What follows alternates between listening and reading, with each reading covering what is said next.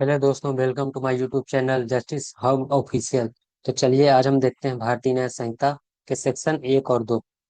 चलिए स्टार्ट करते हैं। तो सेक्शन 1 क्या कहता है कि दिस एक्ट में बी कॉल्ड द भारतीय न्याय संहिता। ये जो एक्ट है तो वो क्या कहलाता है? भारतीय न्याय संहिता 2023। भारतीय न्याय संहिता 2023।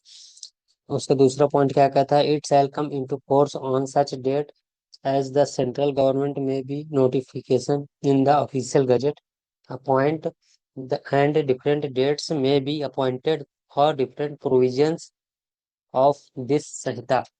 तो इसका मतलब क्या है कि जो ये उस तिथि को लागू होगी जब केंद्र सरकार ने, सेंट्रल गवर्नमेंट ने दिया नोटिफिकेशन और ऑफिशियल गजट अपॉइंट किया। डिफरेंट डेट्स में be appointed for different provisions of this Sanhita. इसका तीसरा पॉइंट क्या कहता है? Every person shall be liable उत्तरदायी है punishment under this Sanhita not otherwise for every act or omission contrary to the provisions thereof which he shall be guilty within India. जो ये तीन कहता है उसमें कहता है, देखिए, भारत के भीतर जो है संहिता के प्रावधान के विरुद्ध जो किए गए कार्य हैं या फिर चूक मीन्स अमीशन में चूक होता है।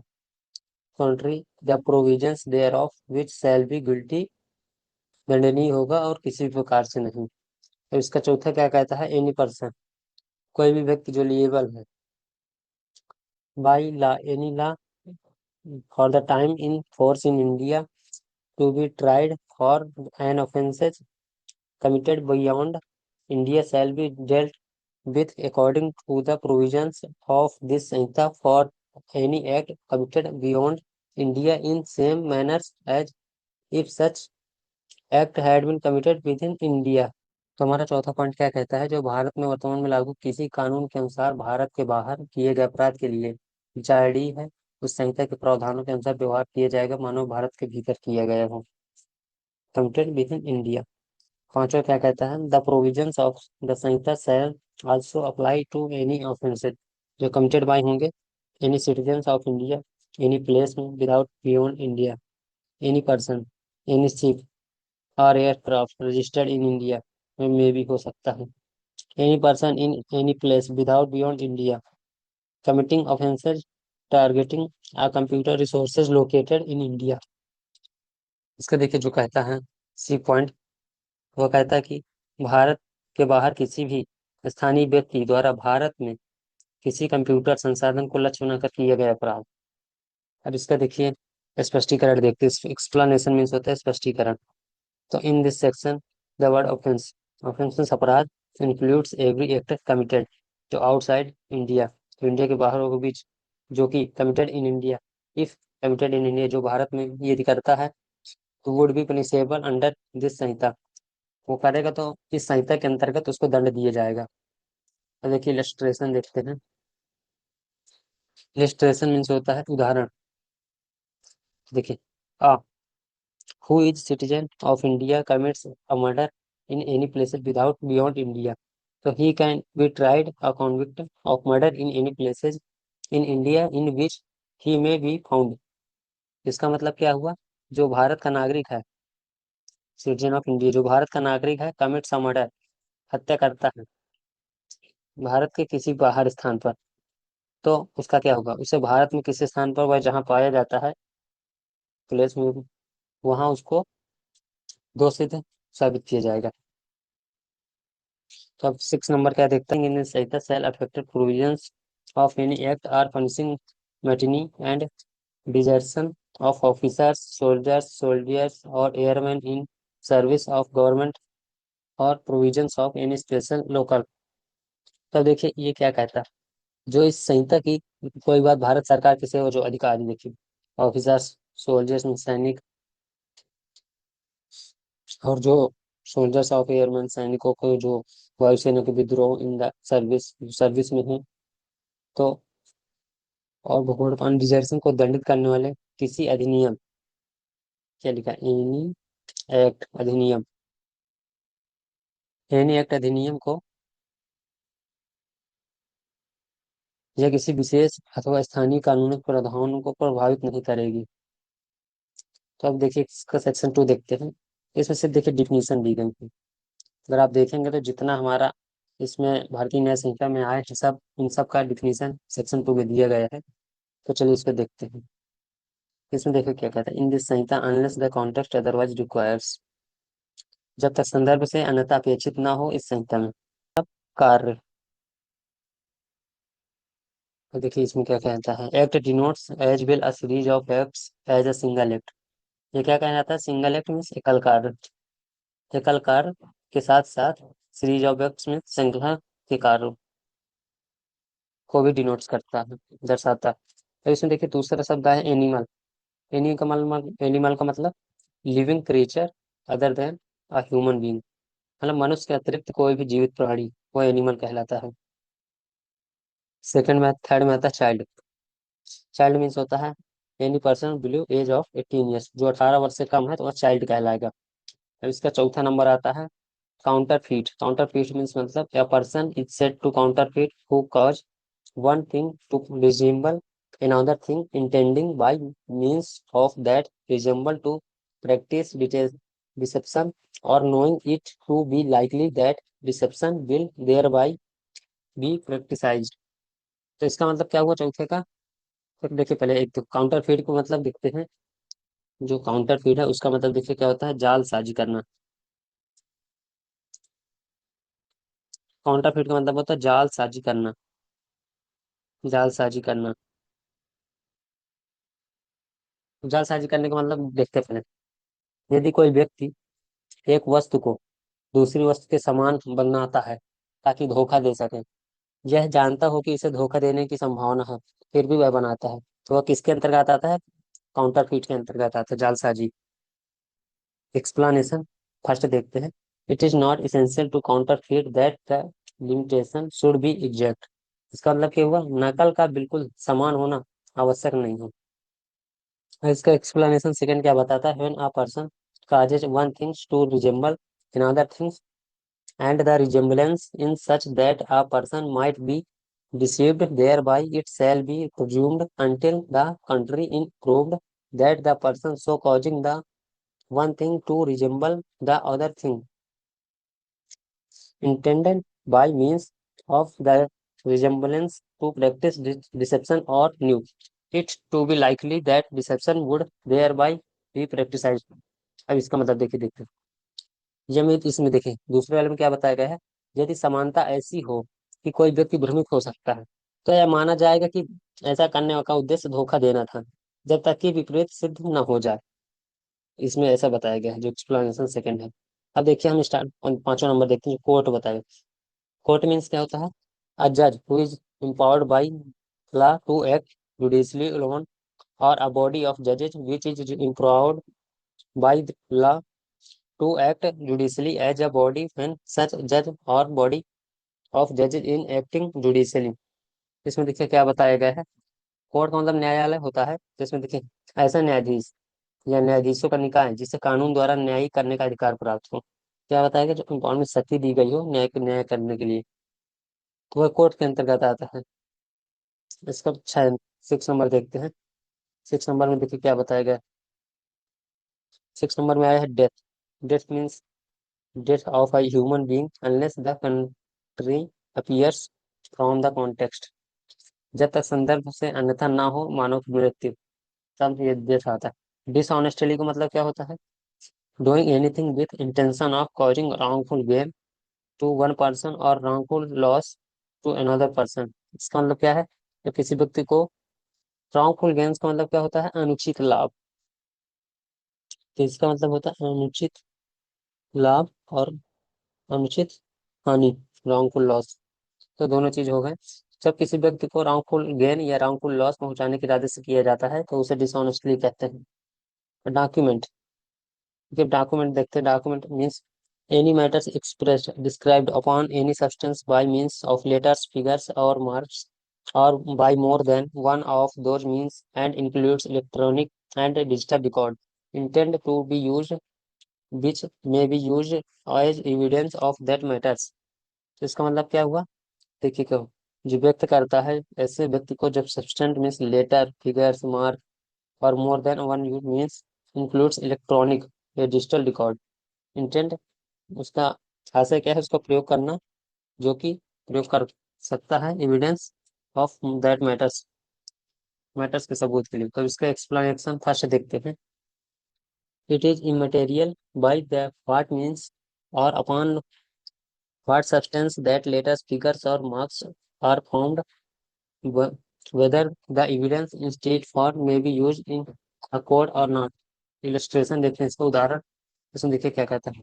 A writing explaining the late terms of a contract which may be used as evidence of the contract is a document। देखिए, जो देखिए इसमें राइटिंग एक्सप्रेस की गई है तो वो एक कॉन्ट्रैक्ट, कॉन्ट्रैक्ट का मतलब जानते हैं, जो दो व्यक्ति या दो से अधिक लोगों के बीच में होता है उसे कॉन्ट्रैक्ट कहते हैं।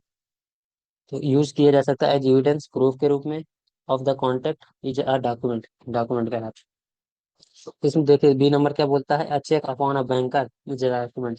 जो चेक होता है जो बैंक में यूज किया जाता है वह भी एक डॉक्यूमेंट के रूप में। सी नंबर क्या कहता है, a power of attorney is a document. जो पावर ऑफ अटॉर्नी होता है वो भी एक डॉक्यूमेंट के रूप में। डी नंबर क्या बताता है, अ मैप और plan which is instead to be used or which may be used as evidence as a document।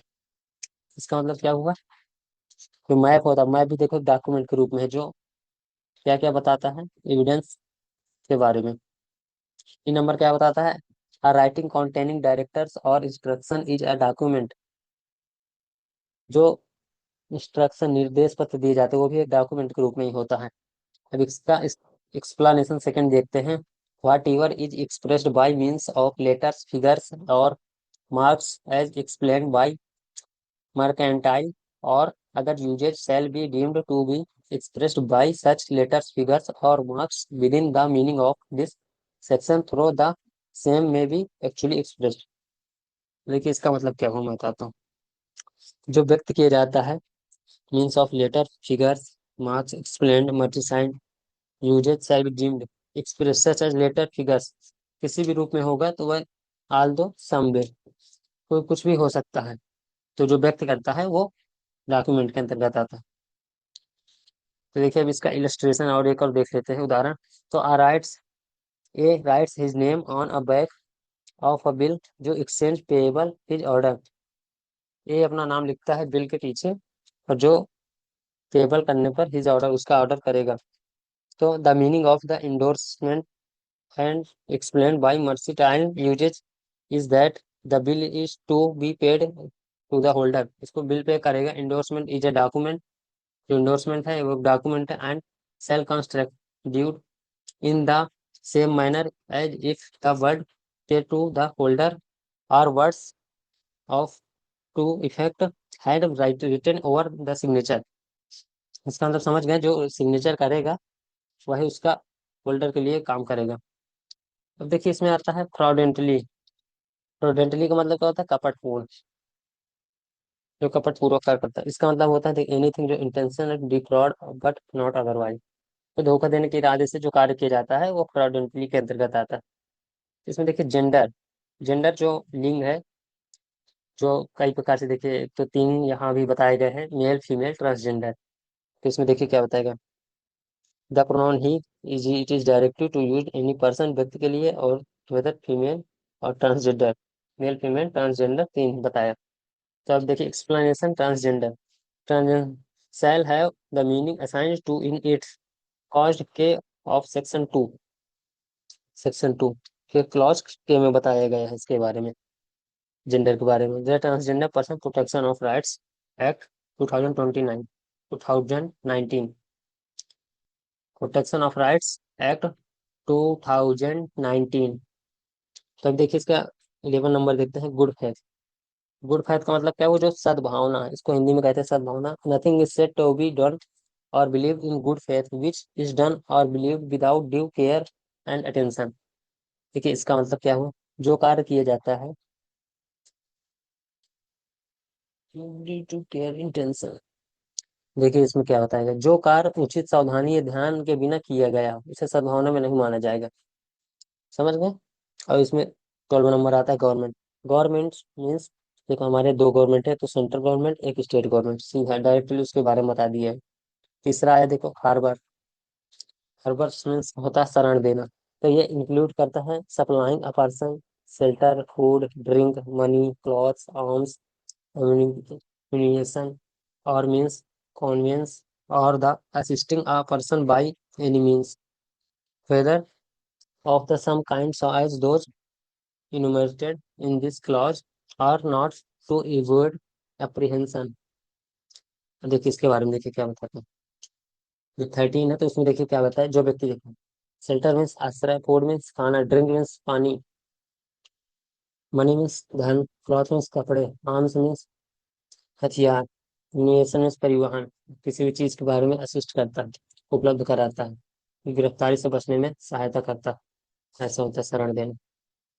अब देखिए इसका चौथा नंबर बताता है इंजरी।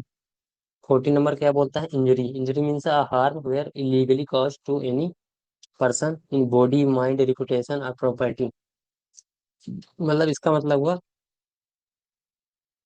जो शरीर, मन, रिपुटेशन मीन्स प्रतिष्ठा, प्रॉपर्टी मीन्स संपत्ति के अवैध रूप में पहुंचाई गई हानि होती है, वो इंजरी के अंतर्गत आती है। अब देखिए 15 नंबर क्या बोलता है, illegal and legally bound to do. इसका मतलब हुआ legal is applicable to everything which is an offence और which is prohibited by law, which furnishing which furnishes grounds for a civil action and a person is said to be legally bound to do whatever it is legally in him to omit। इसके बारे में देखिए क्या बताता है, जो कार्य अपराध हो, इसमें क्या बोलना है, जो अपराध, जो ऑफेंस अपराध हो, तो कानून द्वारा निषिद्ध हो या जिसे करंट सिविल बाधित करना हो, सिविल एक्शन अराउंड, तो ये लीगल या लीगली बाउंड टू डू के अंतर्गत आता है।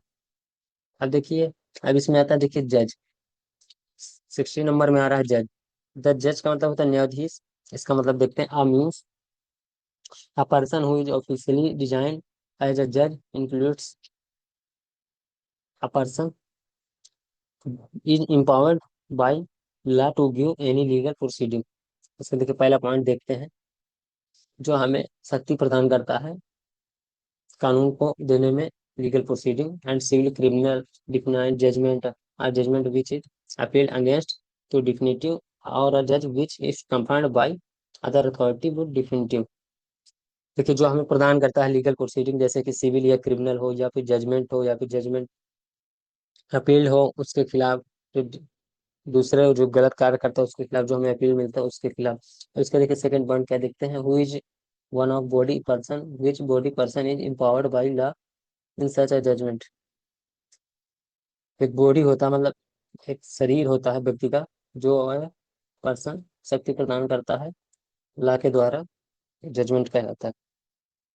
तो देखिए इसका उदाहरण देखेंगे, a magistrate exercising jurisdiction in aspect of a charge on which he has power to sentence to fine or imprisonment with or without appeal a judge।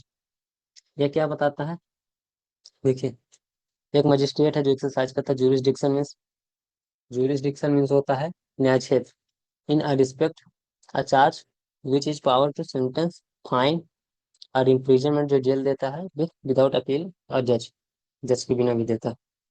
तो देखिए अब इसका 17 में आता है लाइफ। लाइफ मीन्स क्या होता है, life of a human being unless a country appears the context. तो जीवन मनुष्य के लिए होता है।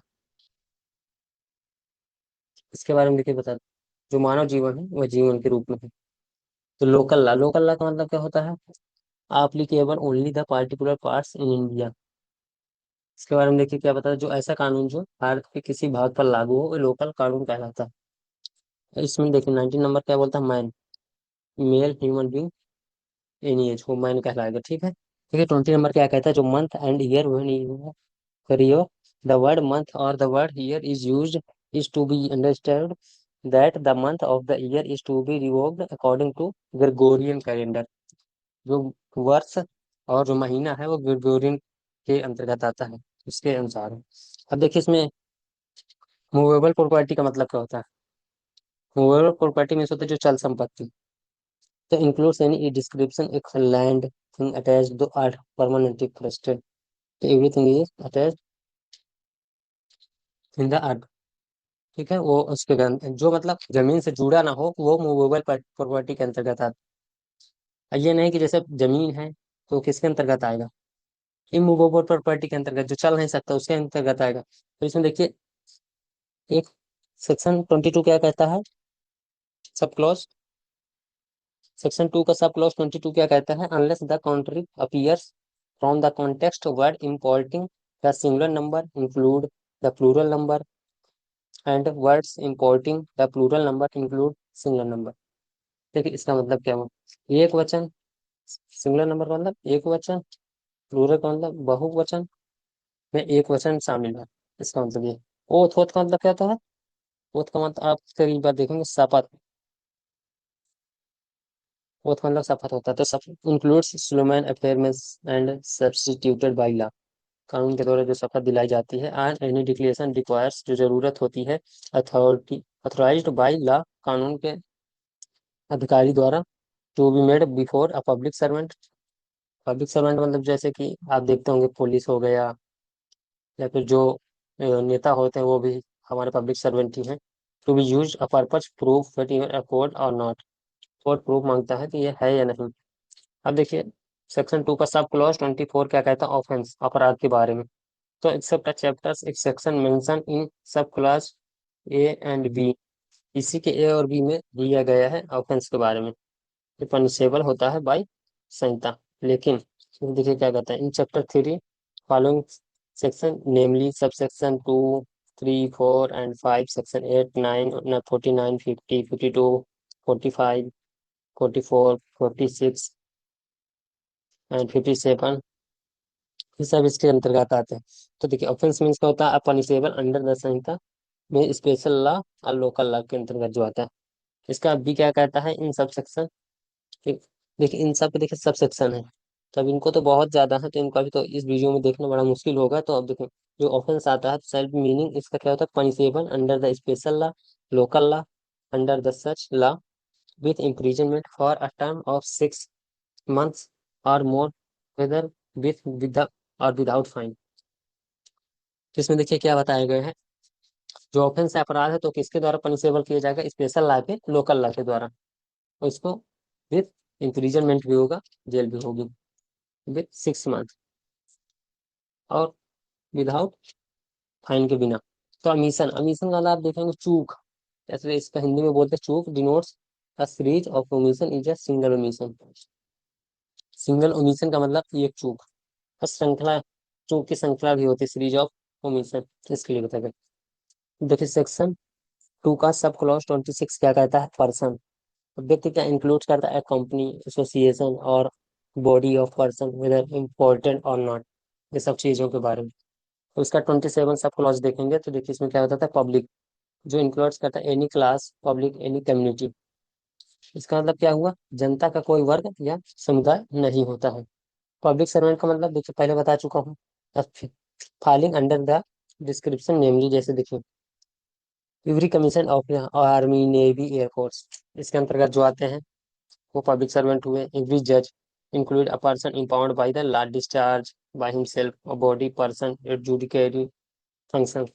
सी में देखिए देखते हैं, every officer of a court, including a liquidator, receiver, commissioner, whose duty is it is such officer, investigator, report matters, law, make, authenticate, or keep any document, or take charge to dispose any property, or to execute any judicial process, or the administer any oath,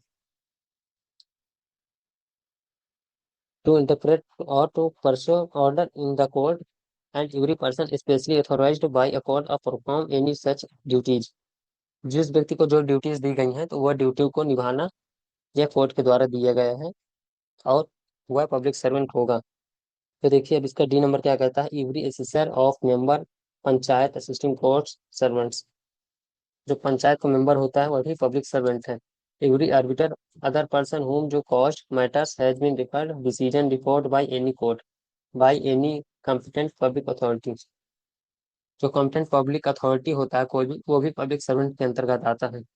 इसका अगला part देखेंगे, every person who holds officer to virtue of he is empowered to place keep any person, तो confinement. तो इसको देखिए अगला वाला देखते हैं। तो every officer of the government whose duty is other such officer prevent offence, offence को रोकना, and give information of offences, offence justice, protect public health, safety और कॉन्वेंस। जो सरकारी अफसर होते हैं इनके अंतर्गत में क्या आता है?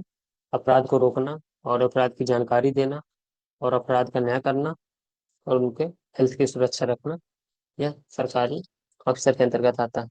तो अब देखिए यह आता है, every officer whose duty such officer to take, receive, expend और property on behalf the government, government के बिहाफ पर प्रॉपर्टी एक्सपेंड करना। To make any survey, any survey कर सकता है, असेसमेंट और contract behalf the government, government के behalf पर। To educate any revenue process कर सकता है, इन्वेस्टिगेट कर सकता है, रिपोर्ट की जांच कर सकता है, accounting the pecuniary interest of the government.